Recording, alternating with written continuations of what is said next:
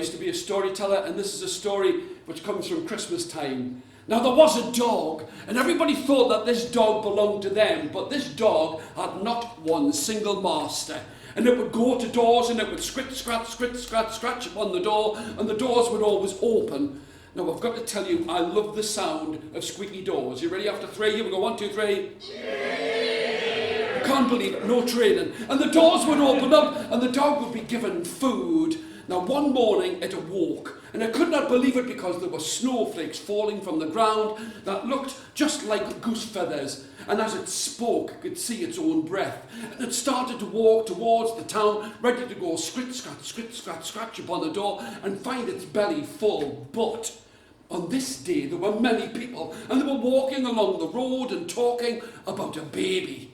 Now the dog was curious, as dogs are. And as it got closer to the town, it could smell the food and hear the people and the talk about the baby. And it went to the first door and it scratched upon the door, and the door stayed shut. The dog couldn't believe it. And it went to the next door and it scratched upon the door, and the door stayed shut. But this time it pulled itself up and looked into the window, and when it looked inside, it could not believe its eyes, for there inside of the house it saw that there was a tree. Now this was the funniest thing that the dog had ever seen in all of its life. And the dog laughed.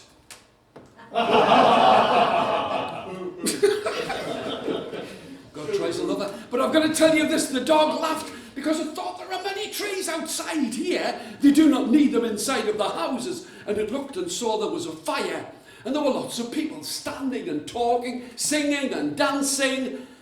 And it could see on the tree that there were candles. And at the top of the tree there was an angel.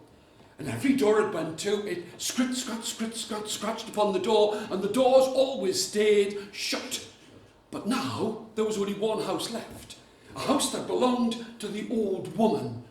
And scratch upon the door, and this time, now you've had one practice, the door opened up.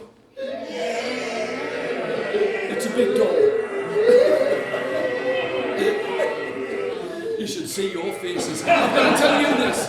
And there was the old woman, and the old woman looked and said, "Oh, my dog, friend dog, it is good to see you. Come inside, are you hungry?" And of course the dog nodded its head.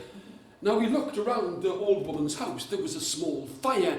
There was no tree, no candles, no angels.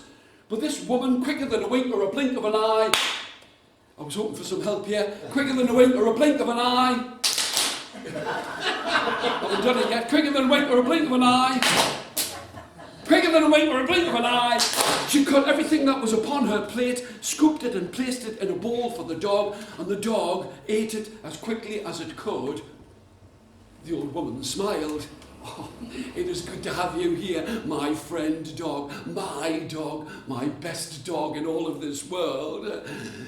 And she sat down, and as she sat down, the dog was beside her, and she stroked at its head, and she fell fast asleep. And for the first time in its life, the dog felt guilty. She had so little, and yet she'd given half of what she had. And now the dog started to walk out, and I'll tell you, it was cold upon its pads, paws, and claws. And who did it meet outside of the butcher's shop with the proud peacock? "Oh, friend dog." It was from Gosford. "Oh, friend dog, why do you look so sad?" And the dog told about the old woman and how she had so little. And here the peacock smiled, as best as a peacock can, with a beak for a mouth, and went inside and brought out a long string of sausages. And it also had under one wing some sticks, and under the other some coal. Now, the sausages were trailing in amongst all of the slush and the dirt, and the dog, quicker than a wink or a blink of an eye, quicker than a wink or a blink of an eye, took all of those sausages and wrapped them about its neck as if it were a scarf. And there was the proud peacock with the dog by its side. And if anyone had looked out of the window, they would have seen a dog with a scarf that was made out of sausages and a proud peacock carrying sticks and coal. But everyone was too busy with all of their friends. And who should come along but the cat? And the cat looked and said, "Friend dog, friend peacock, where are you going?" Now they told the tale of the old woman, and here the cat smiled. Show me a cat smile. Very good. No training, I've got to tell you. The cat smiled and went into its master's house, the fishmonger's, and brought out not one but 2 fish, which are tied about its neck like a bow tie. And if anyone had looked out of the window, they would have seen the proud peacock with sticks and coal, which it's moved arms on. I've got to tell you, with sticks and coal, and the dog with a scarf of sausages, and a cat with a bow tie made of fish. And then it was the turn of the owl. What noise does an owl make? What else would you be doing on a Monday night? Anyway, so the owl asked about where they were going, and they talked about the old woman. And soon they came to the old woman's house. The owl sat upon the top of the peacock's head, and they entered into the room, and the old woman was still asleep. And the proud peacock lifted up the sticks and dropped them upon the fire, and dropped the coal on top, and soon it was a great fire, a huge fire. And the cat took a frying pan and cooked the sausages and the fish, for it's a well-known fact that cats are good at frying. And this is the way of it. The old woman could feel the warmth upon her skin, and she opened one eye and looked. And no sooner had she done that, quicker than a wink or a blink of an eye, where were you? I've got to tell you this. The peacock started to move its wings and its feathers like this.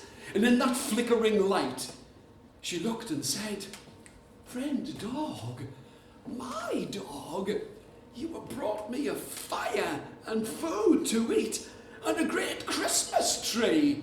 Now when the owl heard this, it didn't wait for a wink. You're so ready, sir. I like that. Didn't wait for a wink or a blink. Well done.